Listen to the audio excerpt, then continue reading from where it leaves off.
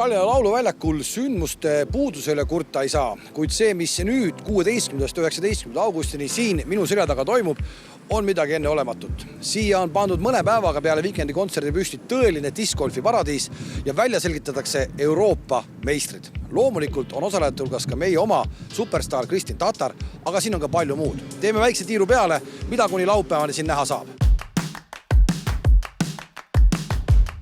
Aga kuidas me siia jõudsime?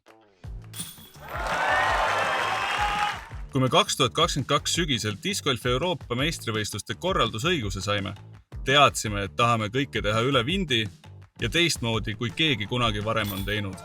Panime paika mänguplaani, jaotades ürituse kommunikatsiooni 4 osaks. Eesmärgiks oli koguda kokku 300 000 eurot. Me õnnestusime ning lõpuks saime 33 sponsorilt 330 000 eurot. Aga kuidas saada Lauluväljakule 5000 pealtvaatajat? Me andsime sõna ürituse peategelastele, koondislastele. Minu nimi on Albert Tamm. Mina olen Keiti Tätte. Mina olen Kristin Tatar ja kutsun teid kõiki vaatama Euroopa meistrivõistlusi discgolfis, mis toimuvad Lauluväljakul. Käisime külas erinevates podcastides. Eks meie üritame ka selle võistlusega kuidagi seda ustpauguga maha lüüa ja näidata, et Euroopas osatakse ka seda asja teha. Lauluväljak on täiesti fenomenaalne koht, kus discgolfi mängida.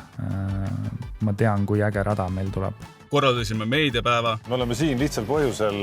Augusti keskel toimuvad siin discgolfi Euroopa meistrivõistlused. Kõik Eesti, kõik Euroopa paremad on kohal. Saatsime legendaarse Kalev Kruusi ja sportliku Sandra Raju EM-i radadele mängima. Pole hullu, paneme edasi! Kaunistasime bussiootepaviljone ja väliekraane.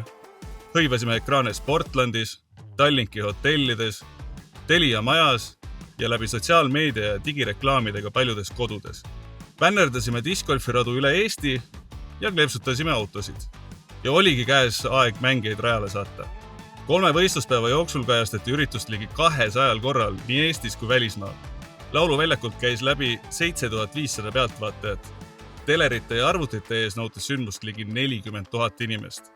Ja kuidas olid emotsioonid pärast üritust? Korraldajatiim on väga suurepärast tööd teinud. Me tegime päris mitu intervjuud siin prodega ja kõik ütlevad, et vau, et see on tõesti maailma tasemel üritus. Probably the best run event so far what I've seen because it has everything. Küsiti, kas on hea rada, aga kõik ütlesid, et majori rada on ta kindlasti. Õnneks arvas sama ka discgolf Pro Touri tiim ja täna saame uhkusega öelda, et sel aastal toimub Tallinnas eliittaseme võistlus ja järgmisel aastal juba major, mis on osa suure slammi turniirist.